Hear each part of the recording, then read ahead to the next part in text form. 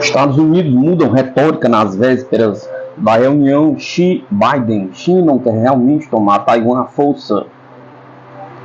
O chefe do Estado-Maior Conjunto dos Estados Unidos, General Charles Brown Jr., expressou dúvidas de que a China queira invadir Taiwan, suavizando a retórica sobre o risco de guerra dias antes dos líderes norte-americanos e chineses se encontrarem na Califórnia.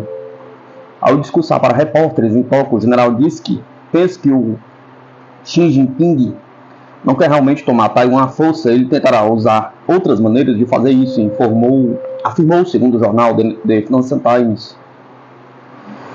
Apontando para a dificuldade do desembarque na praia como algo necessário para trazer tropas invasoras para Taiwan, ele disse que Washington e seus aliados precisam prestar atenção a outros esforços do líder chinês para aumentar a pressão sobre o país, seja militarmente, diplomaticamente, economicamente.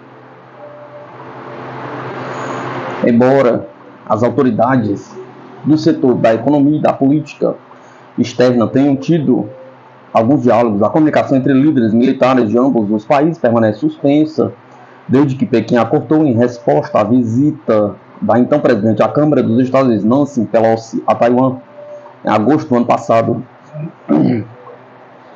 Acho que há uma oportunidade. E quando o presidente se reunir com o Xi, na próxima semana, teremos uma indicação de que há algum interesse em restabelecer canais de comunicações militares. Percebo que houve outros níveis de comunicação através da diplomacia ou através do comércio e do tesouro, mas este é o que não tivemos. O militar, continuou o general Charles Brown Jr., acrescentou que quando começou como chefe do Estado-Maior Conjunto, no início do mês passado, escreveu uma carta ao seu homólogo general Liu Shenlin, apresentando-se e dizendo que estava disposto a abrir uma linha de comunicação. As observações de Brown contrastam com as advertências de outros responsáveis militares de segurança nos últimos 2 anos e meio sobre um potencial conflito por causa de Taiwan. Tanto as autoridades militares chinesas como ocidentais têm intensificado os alertas sobre o risco de um acidente aéreo marítimo, à medida que as forças chinesas e norte-americanas se desafiam na região. O Pentágono acusou no mês passado o Exército Popular de Libertação da China de realizar centenas de interceptações coercitivas e arriscadas de voos militares dos Estados Unidos e dos seus aliados durante os últimos 2 anos. A China já declarou diversas vezes que enxerga Taiwan como fazendo parte do seu território de uma só China e pediu aos países que respeitem a sua soberania em assuntos domésticos. O que está por trás da Rota da Seda Marítima do século XXI? Pergunta. A Rota da Seda Marítima do século XXI é um dos componentes da iniciativa Cinturão e Rota da China. A Sputnik mostra cidades em conjunto em cujos portos os navios param no âmbito da iniciativa. De acordo com o jornal norte-americano The Washington Post, nos últimos anos a China aumentou o número de portos que possui de 44 para 105. Além disso, cerca de 80% do comércio chinês, incluindo quase todo o petróleo, passa pelo oceano. A maior parte do investimento foi realizado por empresas públicas chinesas, tornando seu governo um dos mais operadores portuários. A infraestrutura permitirá que os navios chineses façam escala em portos de todos os oceanos do mundo.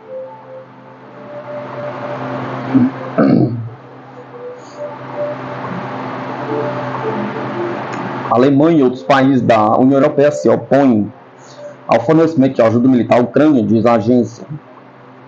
A Alemanha e alguns outros países da União Europeia opõem-se à prestação de ajuda militar à Ucrânia no valor de 20 bilhões de euros, escreve a agência Reuters com referência a um diplomata. O plano da União Europeia de alocar até 20 bilhões de euros para a ajuda militar à Ucrânia está enfrentando a resistência de Estados-membros da União Europeia e pode sofrer mudança, avança a mídia. De acordo com o diplomata que falou na condição de anonimato, entre os países que tomaram exposição estava a Alemanha. Não vou chamá-lo de plano morto nesta fase, mas é claro, há sempre espaço para melhorar. A Alemanha tem muitas dúvidas e com bastante fundamento, pois trata-se de uma grande quantidade de dinheiro, declarou ele. O chefe da diplomacia da União Europeia, Joseph Borrell, propôs em julho fornecer à Ucrânia 5 bilhões de euros por ano do Fundo Europeu para a paz em ajuda militar durante os próximos 4 anos. Especialistas dos Estados Unidos revelam a arma que a Rússia pode usar contra a Ucrânia que muda as regras do jogo. O exército da Rússia atacará as tropas ucranianas com enxames de drones avançados, declarou o ex-oficial da inteligência dos Estados Unidos, Scott Ritter, em uma entrevista ao canal Ask the Inspector do YouTube. A Rússia tem uma arma capaz de lançar um enxame de drones, dezenas de aparelhos que coordenam ações entre si, selecionam alvos e conduzem ataques. É uma tecnologia que muda as regras do jogo, disse o especialista. Segundo ele, atualmente o Ocidente não tem ideia de como lidar com esse tipo de equipamento militar. Os soldados ucranianos que enfrentaram drones russos em combate dizem que os ataques de artilharia convencional, em comparação com eles, não são assim tão assustadores, relatou ele. Ritter especificou que o enxame de drones vai explodir uma grande quantidade de equipamentos militares e combatentes das Forças Armadas da Ucrânia, minando as capacidades militares de Kiev.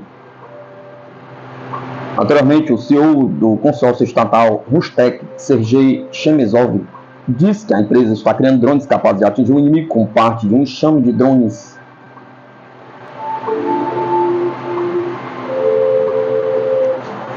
Ministério da Defesa da Rússia. Defesa antiaérea russa destruiu o avião ucraniano MiG-29 perto da cidade de Zaporozhye. Cerca de 700 combatentes e uma grande quantidade de equipamentos ucranianos foram eliminados nas últimas 24 horas, segundo o órgão militar russo. As forças ucranianas perderam até 355 efetivos nas direções de Zaporozhye e Donetsk, na região de Zaporozhye e da República Popular de Donetsk, informou neste domingo o Ministério da Defesa da Rússia. Segundo ele, pelo agrupamento de tropas Yug-Sul, foram destruídos 9 carros, 5 veículos blindados de combate, sistema de artilharia autopropulsada Atatizia e Krab, e obuseiros D-30 e M-119, o último no qual foi produzido nos Estados Unidos. Foram ainda repelidos 3 tentativas de ataque na direção de Donetsk, acrescentou o Ministério.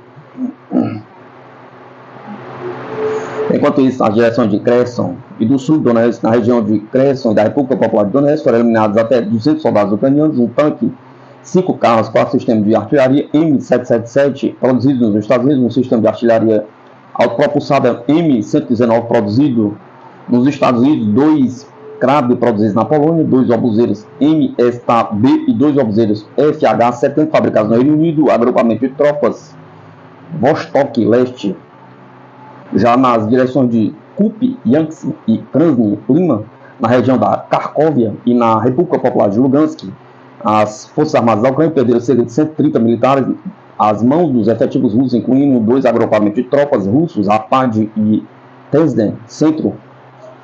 Foram eliminados até 50 militares, 2 veículos blindados de combate e 2 picapes. No decorrer da luta contra baterias, foram atingidas 2 peças de artilharia propulsada Krab de fabricação polonesa, uma peça de artilharia propulsada Gvozdika, bem como o obuseiro D-30 de solo sob a direção de Kupiansk. As perdas do inimigo chegaram a 80 militares, 3 veículos blindados de combate e 4 carros. Detalhou ele relativamente à direção de Krasny Lima. O Ministério da Defesa da Rússia também relatou a destruição com o sistema de defesa antiaérea de um armazém de munições na região de Kiev, de um avião MiG-29 perto da cidade de Zaporozhye e de 38 drones na República Popular de Lugansk, na região de Zaporozhye, além da interceptação de 5 mísseis, de 5 projéteis lançadores múltiplos de foguetes HIMARS. Biden liga para líder do Oman após ser informado sobre plano de base militar chinesa na região. O presidente dos Estados Unidos, Joe Biden, conversou com o governante do país do Oriente Médio em meio às preocupações da Casa Branca sobre os esforços da China para aprofundar sua presença de defesa na região.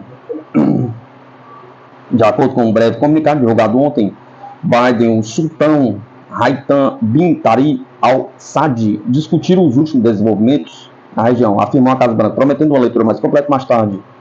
O presidente Biden reafirmou os laços duradouros entre os Estados Unidos e Oman e agradeceu ao sultão Haitham pela sua liderança pessoal e apoio à trégua mediada pela ONU no Iêmen.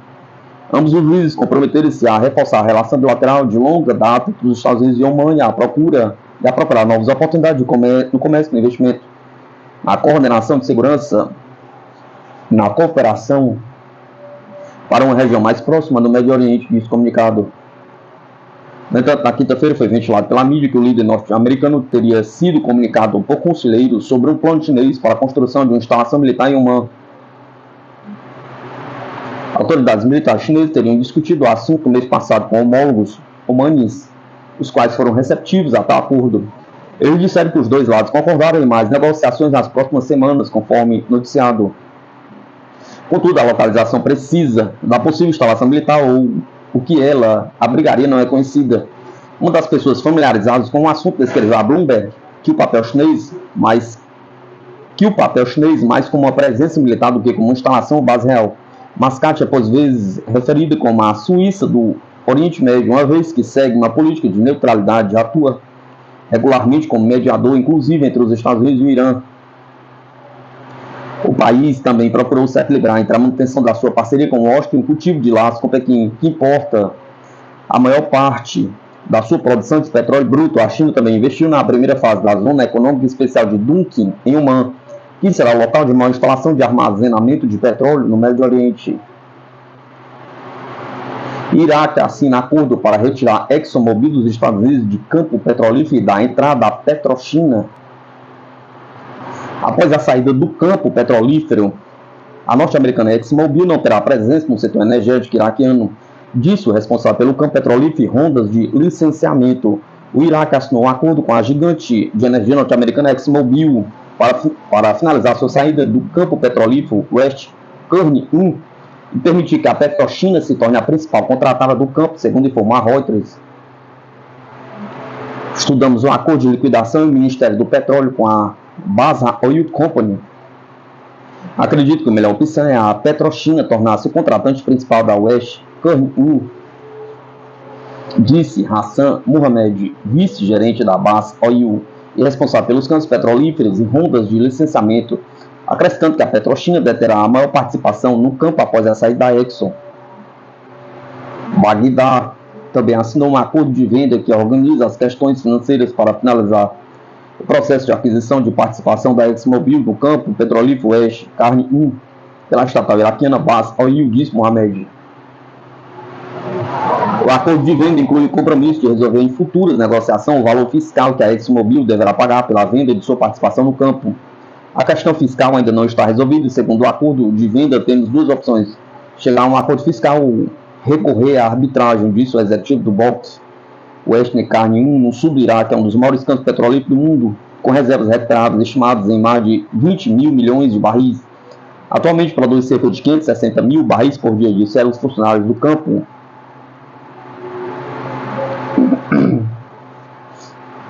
Cúpula Arábia Saudita diz que países islâmicos vão tomar medidas para acabar com a guerra em Gaza. Após cúpula extraordinária da Organização para a Cooperação Islâmica, o Ministério das Relações Exteriores da Arábia Saudita confirmou que os países influentes vão tomar medidas para acabar com a guerra na faixa de Gaza. Em apenas 5 semanas, o conflito já provocou a morte de mais de 11 mil palestinos, além de deixar rastros de destruição. O encontro aconteceu neste sábado, 11 de 11 de 2023, em Riad, capital saudita, e também reuniu membros da Liga Árabe.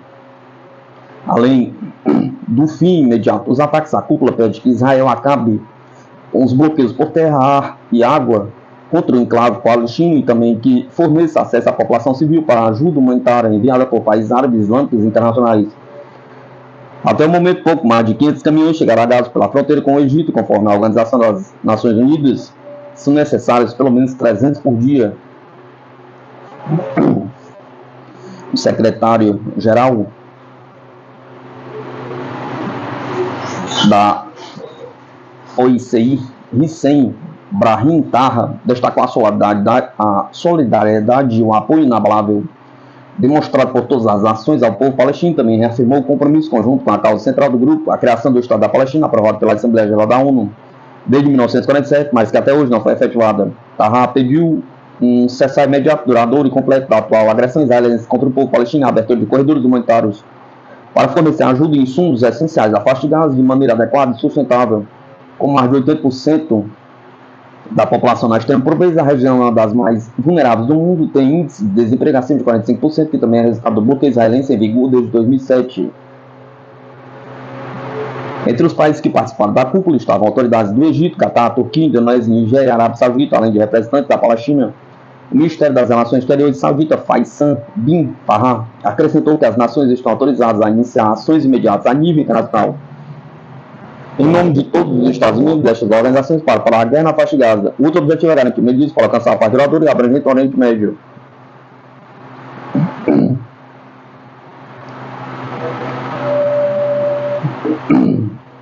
Israel disse que cessar-fogo representa rendição ao Hamas. Em diversas ocasiões, o primeiro-ministro de Israel, Benjamin Netanyahu, destacou qualquer possibilidade de cessar-fogo até que o Hamas seja destruído. Para o premier, o fim da guerra, antes de alcançar esse objetivo, pode representar uma rendição israelense ao movimento. Sob essa justificativa, as forças de defesa de Israel não têm poupado nem hospitais, escolas, campos de refugiados até abrigos geridos pela ONU. Só na última sexta-feira, 10/11, mais de 50 pessoas morreram em um bombardeio a uma escola que era usada como abrigo pela população civil. Quase 2/3 dos palestinos em Gaza já deixaram a região norte do território por conta dos ataques, em um êxodo sem precedentes para o sul. Israel declarou guerra ao Hamas no dia 7 de outubro após ataques com foguetes que driblaram o sistema de defesa e atingiram a cidade do país judeu. Além disso, cerca de 240 pessoas foram feitas reféns e seguem sob o poder do grupo, que na mesma data também provocou a morte de 1.400 israelenses. O premier do Japão disse que reforçará a defesa em meio ao pior ambiente de segurança regional desde 1945. Fumio Kishida assegurou o financiamento dos planos de gastos militares do país em meio a relatos de possíveis cortes provocados pela desvalorização do iene. Fumio Kishida, primeiro-ministro do Japão, disse que garantirá o financiamento necessário para construir as capacidades de defesa necessárias para responder à deteriorização do ambiente de segurança que cerca o Japão, relatou no sábado 11/11/2023 a emissora japonesa NHK, falando durante uma cerimônia de inspeção da Força de Autodefesa em uma base aérea perto de Tóquio. O premier disse que reforçará as defesas e prosseguirá rapidamente com o desenvolvimento de mísseis que permitam contra-atacar. Além disso, a Força de Autodefesa Aérea será renomeada para a Força de Autodefesa Aérea e Espacial até o ano fiscal de 2027, entre abril de 2027 e março de 2028, reforçando sua capacidade de operações especiais, escreve a NHK. Kishida justificou a ação dizendo que o país está passando por um ambiente de segurança mais severo e complicado desde o fim da Segunda Guerra Mundial. Em 1945, o gabinete japonês está prestes a aprovar um pacote de estímulo econômico, havendo também medidas para o setor militar. Em 2022, Tóquio aprovou um plano de defesa de 320 bilhões, mas a desvalorização do iene por 10% em comparação com o dólar, desde então foi relatado como causa para a provável redução das compras de aviões em 2024.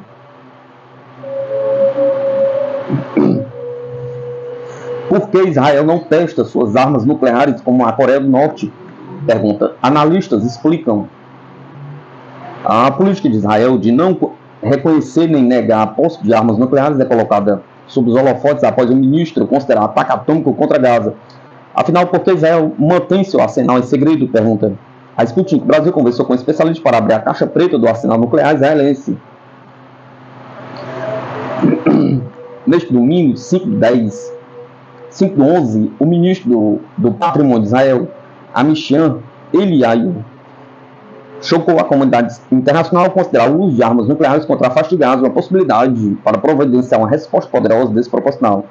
A porta-voz do Ministério das Relações Exteriores da Rússia, Maria Zakharova, considerou as declarações sobre as possibilidades de uso de armas nucleares contra a faixa de Gaza provocativas e absolutamente inaceitáveis.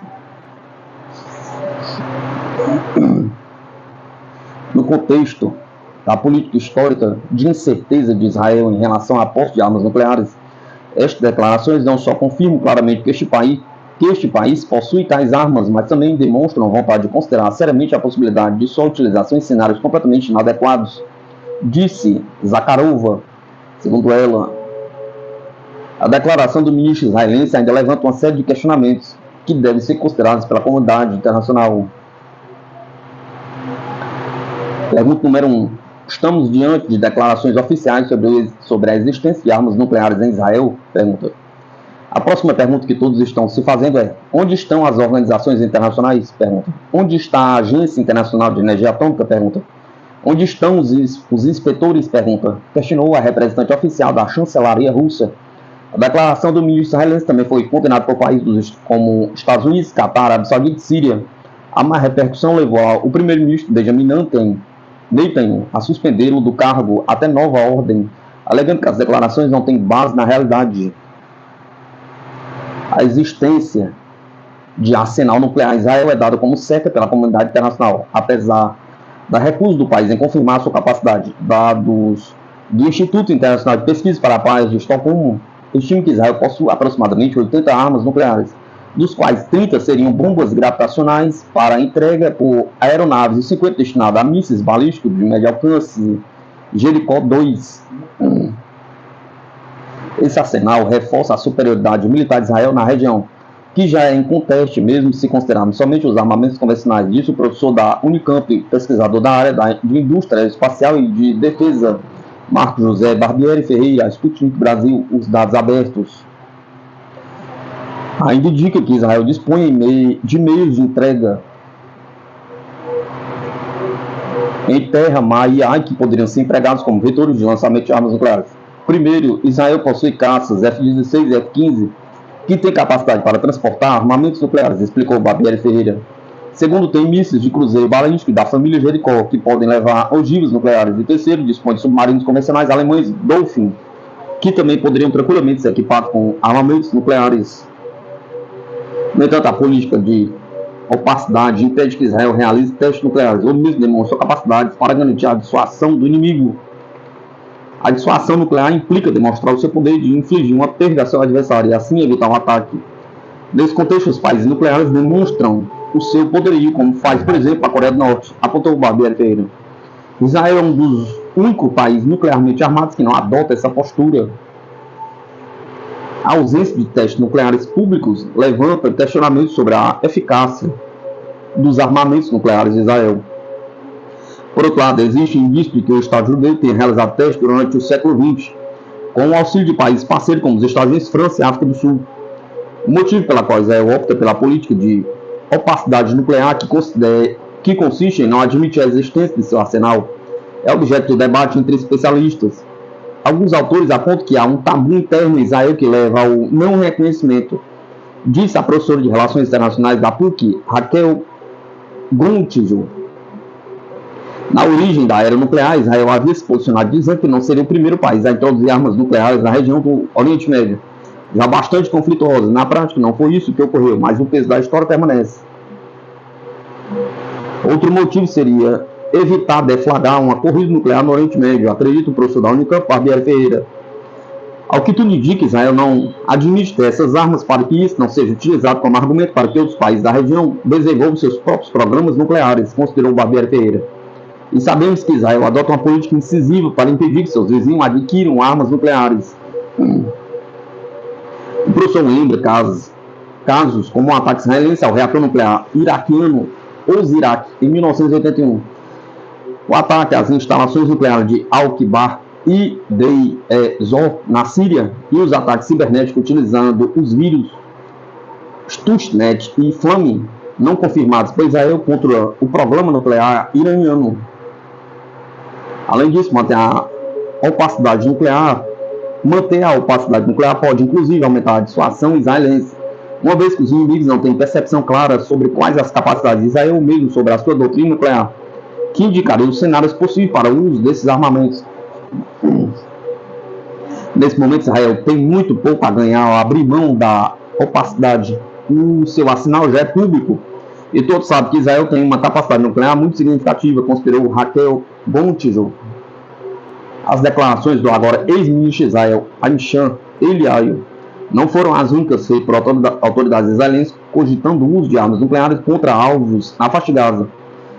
Pouco após os ataques do Hamas em 7 de outubro, o parlamentar israelense Rivatal Tali Gottlieb também fez apelos para que Israel recorresse a uma arma do dia do juízo final para responder aos ataques.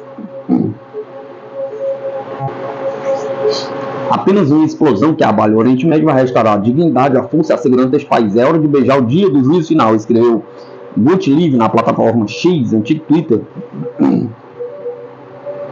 A professora de Relações Internacionais da PUC Minas Gerais, Raquel Gontijo, no entanto, não acredita que Israel recorrerá ao seu arsenal nuclear neste momento. A probabilidade de Israel usar uma arma nuclear neste conflito contra o Hamas é baixa, considerou Gontijo. O conflito é extremamente assimétrico, já que as forças armadas de Israel têm capacidades muito superiores às do Hamas e de seus vizinhos árabes. Além disso, o apoio internacional a Israel se encontraria desgastado tanto entre a opinião pública quanto entre governos normalmente simpáticos à sua causa. Se Israel utilizasse armas nucleares nesse conflito, a reação internacional seria muito forte, inclusive dos Estados Unidos. Acredita Gontijo. Portanto, os custos de usar armas nucleares seriam maiores do que os benefícios, que seriam arrasar um território que já está em posição de vulnerabilidade. A especialista não exclui, no entanto, a possibilidade de Israel vir a utilizar essas armas caso seja confrontado por uma aliança entre países árabes que de fato representem uma ameaça existencial ao Estado de Israel. Mas reitera que isso não é o que está colocado agora. A operação terrestre israelense na faixa de Gaza já teve início em 27 de outubro, com o objetivo de retaliar os ataques realizados pelo grupo palestino Hamas em seu território no dia 7 do mesmo mês. De acordo com dados do Ministério de Saúde de Gaza, publicados em 9 de novembro, as forças de Israel fizeram 10.812 vítimas mortais civis na faixa de Gaza, incluindo 4.412 crianças, deixaram 26.905 civis feridos.